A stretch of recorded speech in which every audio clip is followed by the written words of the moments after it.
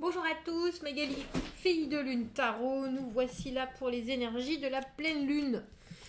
On appelle ça boucler les vieux dossiers parce que, et là en plus, on appelle ça la lune du maïs, de la récolte, pleine lune en poisson. La dernière pleine lune avant de changer de saison. Avant de changer de saison, on me dit profondément transformative. Alors le poisson tout en émotion, ça nous parle d'aller creuser en profondeur dans ce qu'on ressent.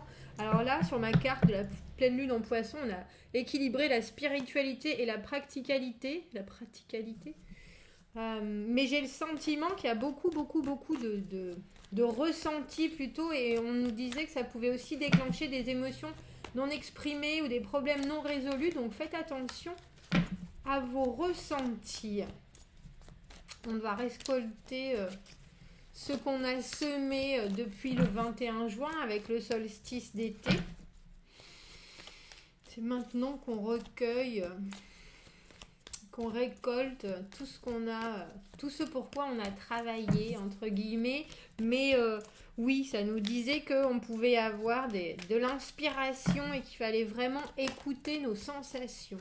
Alors on va aller voir le message des cartes pour savoir ce qu'on doit boucler. Je vais faire tirage en 9 cartes que je ne fais pas forcément souvent. Passé, présent, futur, on va essayer de garder ça relativement court pour savoir ce qu'il faut qu'on laisse derrière soi, tout simplement, avec l'aide de cette pleine lune en poisson. Ça va être émotionnel, je pense. Je pense que ça va être émotionnel, il n'y a pas de doute. Il n'y a pas de doute.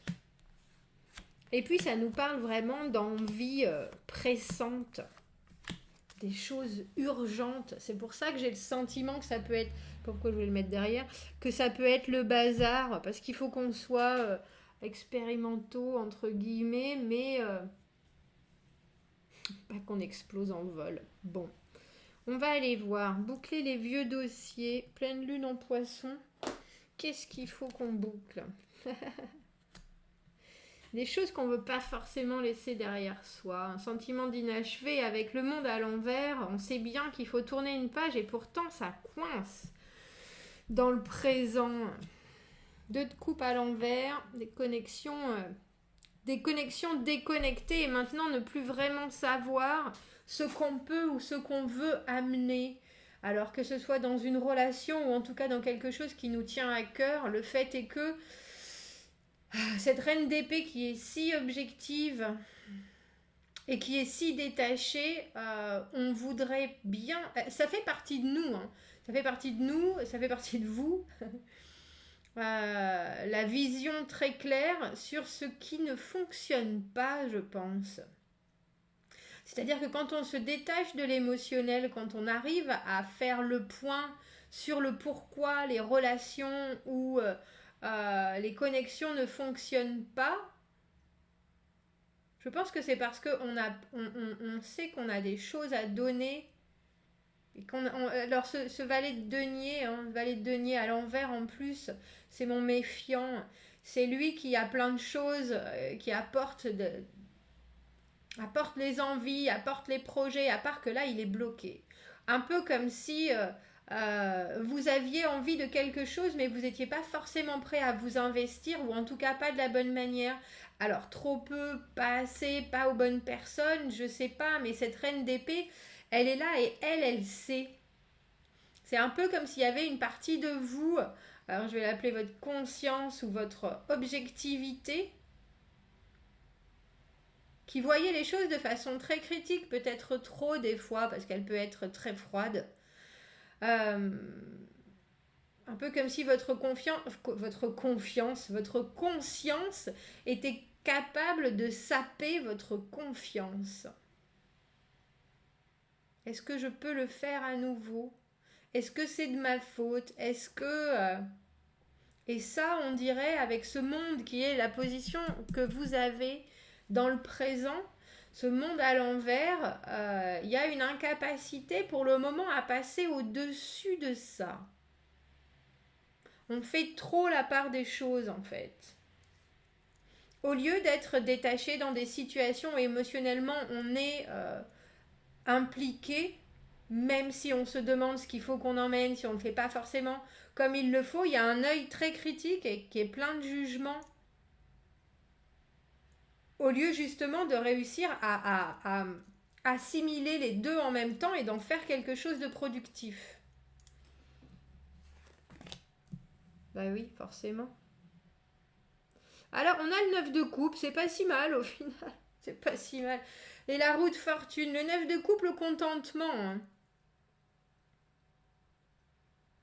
Je suis impatiente de voir le futur parce que là, c'est un peu parce que le 2 de coupe, c'est quelque chose qu'il faut absolument faire évoluer. C'est quelque chose, c'est une connexion. Moi, quand j'ai des tirages privés où j'ai un 2 de coupe, je dis absolument. Alors, il y a plein de gens que je vois sur YouTube, des commentaires, dans d'autres vidéos, plein de qui me parlent d'âme sœur, d'âme jumelle, etc. par rapport à cette carte où on se rencontre. Ça me fait toujours tiquer parce que pour moi, c'est une carte qu'il faut développer. Absolument, qu'on ne peut pas juste la laisser comme ça en se disant je viens de rencontrer quelqu'un ou cette personne avec qui ça ne fonctionne pas malgré tout ce que j'amène, mais c'est ce qu'il faut que je vive. C'est pas vrai. J'ai pas du tout ce sentiment-là. Parce qu'au contraire, ça bloque. Il y a quelque chose qui bloque la capacité d'avoir ce détachement et de dire pourquoi est-ce que je dois vivre ça? Pourquoi est-ce que je dois vivre quelque chose qui ne convient pas, qui ne m'épanouit pas et en plus y prendre entre guillemets du plaisir? Je ne juge pas les relations sadomasochistes. Bien loin de là. Mais quelque part, se dire qu'on est voué à ça, ça me déplaît. Et je pense que cette pleine lune, elle nous oblige à nous remettre en paix avec notre esprit critique qui, quelque part, j'ai envie de dire, est la mère acariâtre, l'éducation trop stricte, les obligations qu'on peut avoir d'un côté et les envies de l'autre, mais il faut savoir que cette personne, la reine d'épée, cette partie de nous qui est détachée, voit ce qui nous convient ou pas. Et en fait, on lui bloque la vue avec des comportements qui sont ou excusants ou qui ne sont juste pas à la hauteur de nos valeurs personnelles.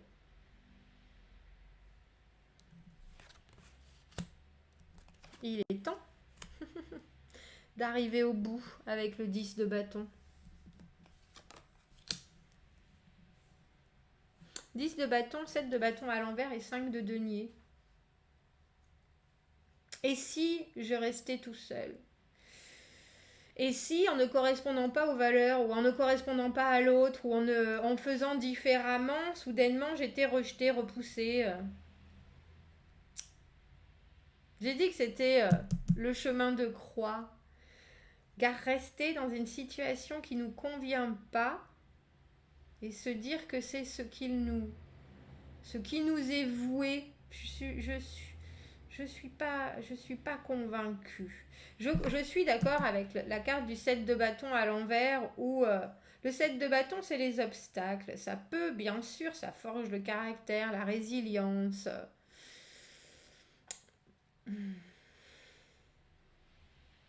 Mais je pense qu'il faut accepter, on a la diagonale du 2 de coupe à l'envers, le monde à l'envers avec ce 5 de denier, accepter de fermer une porte sur une connexion qui ne nous plaît pas, même si on va se retrouver seul. Le 5 de denier, c'est la solitude, être rejeté, isolé, se dire qu'on n'est pas assez, on a trop, on est pas au bon endroit, pas au bon moment, s'apitoyer. Le proverbe on est mieux seul que mal accompagné, ça fonctionne si on est heureux dans sa vie, si on est conscient de sa valeur personnelle et pas si on trouve que c'est un obstacle en soi. La solitude fait grandir, mais j'ai le sentiment que le partage, pour des personnes qui se retrouvent dans des situations où c'est difficile de quitter l'autre, c'est l'idée que le partage est important, ce dont je suis tout à fait d'accord. Mais dans une situation comme un 2 de coupe à l'envers, le partage, il n'est plus là, il est plus réciproque. Alors on a peut-être aussi baissé les bras sur les obstacles qu'il y a, la motivation qu'il faut avoir pour continuer à faire fonctionner quelque chose. Mais si ça doit devenir vraiment un fardeau, pourquoi rester dans une situation pareille? J'ai pas le sentiment qu'il nous donne pour cette pleine lune des réponses, mais bien des questions. Jusqu'à quel point avons-nous besoin ou avons-nous envie ou d'être mal accompagnés plutôt que seuls? Parce que je sais plus ce que je regardais ou ce que j'écoutais, qui disait qu'il faut faire de la place dans notre vie pour accueillir de nouvelles choses. Que c'était en disant, c'était la carte de l'arcane majeur, de l'arcane sans nom, qui, euh, qui bien sûr parle de séparation, de deuil, de fin de quelque chose, et qui est là à faucher inlassablement pour faire de la place à de la nouveauté, et que ça passe par se libérer de quelque chose, comme si vous deviez vous couper un bras pour attendre qu'il y en ait un autre qui pousse. Un nouveau, tout beau, tout frais, tout neuf. C'est douloureux, on est d'accord. On voudrait mieux éviter, on est d'accord. Mais pourtant, il faut le faire. Et là, on sent que vous êtes à l'orée du bois.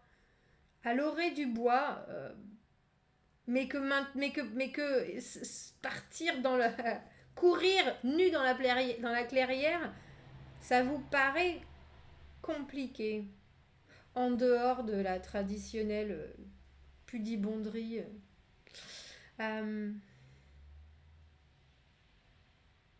le 10 de bâton, c'est la fin. C'est la fin de ce que j'appelle le chemin de croix. Et ça arrive. Alors c'est gorgé de responsabilités, d'obligations, de choses qu'on a pris en chemin et qu'on se force à porter pour que le monde tourne, pour que les choses... Mais il y a une fin, il y a forcément une fin. On doit forcément, à un moment donné ou à un autre, le déposer, ce fardeau. Et j'ai envie de dire, et c'est pas maintenant, c'est peut-être ça avec cette pleine lune à l'envers, on a le sentiment, cette pleine lune à l'envers, cette pleine lune en poisson et ce monde à l'envers, on a le sentiment que vous n'avez plus de force, que là ça vous semble des obstacles bien trop grands pour enfin pouvoir aller marcher dans cette clairière, nu ou habillé comme vous préférez, et qu'il y a des peurs de vous retrouver seul, qu'il y a des peurs de marcher enfin seul. Alors que ce contentement de cette situation qui clairement, si vous êtes honnête avec vous-même et si vous regardez les choses telles qu'elles sont, ne répond pas à vos attentes, bloque les choses. On est son propre blocage en fait. Tout simplement parce qu'on n'arrive pas à tourner une page et qu'on nous demande encore de faire des efforts. Terrible, hein? Et je pense que cette pleine lune en poisson où on parlait de l'émotivité, des déclencheurs qui vont être appuyés à plein gadin sur les émotions exprimées ou non exprimées et les problèmes non résolus, ça peut causer cette stagnation. Je n'ai plus la force de. Mais si vous l'avez, alors si c'est pas demain, si c'est pas lors de cette pleine lune, si c'est pas maintenant, ça veut pas dire que vous pouvez pas construire votre force et amasser ce que vous pouvez d'expérience, de positivité, de choses, en visualisant un futur qui sera nouveau, qui sera comme vous le souhaitez, qui sera réel par rapport à vos propres attentes. J'ai du mal à penser que ne pas savoir vivre dans la solitude, ou en tout cas à un moment donné de sa vie seul, j'imagine pas que les gens ne se rendent pas compte à quel point c'est bénéfique. Alors on dit pas pour toute sa vie. Le 5 de denier, c'est un moment, un état où on se sent seul, mais cette idée d'être rejeté ou d'être mis sur le côté ou d'être isolé, on s'en sort et vite et bien. Et c'est qu'un état, c'est pas une fin en soi, c'est qu'un état. Et je pense que si les gens voyaient ça comme un état passager, euh, plus que comme l'espèce d'épée de Damoclès qui est au-dessus de la tête, ça libérerait beaucoup de chemin. Ça libérerait beaucoup de chemin. Je pense que, voilà, c'est la pleine lune nous parle des pages à tourner, du livre à fermer pour pouvoir prendre un nouveau livre. C'est plutôt ça. Et de la façon dont nous créons nos propres blocages. Bon, je vais laisser ça comme ça. J'espère que vous vivrez cette pleine lune superbement. Que vous bouclerez ce dossier-là. Parce que vous y êtes presque. Hein. Avec le monde à l'envers, le monde c'est la dernière carte du tarot. Hein. Si elle est à l'endroit, c'est le moment où on sait on va fermer le livre. Là, pour l'instant, vous êtes sur la tangente. Je sais pas si c'est français. Commentez, n'hésitez pas. Dites-moi ce que ça vous inflige. Dites-moi ce que ça vous inflige. Abonnez-vous à la chaîne si vous le voulez. Si vous avez besoin d'un tirage privé, vous avez mon adresse email dans la petite boîte juste en dessous. Je vous souhaite une belle pleine lune. Et je vous dis à bientôt. Au revoir.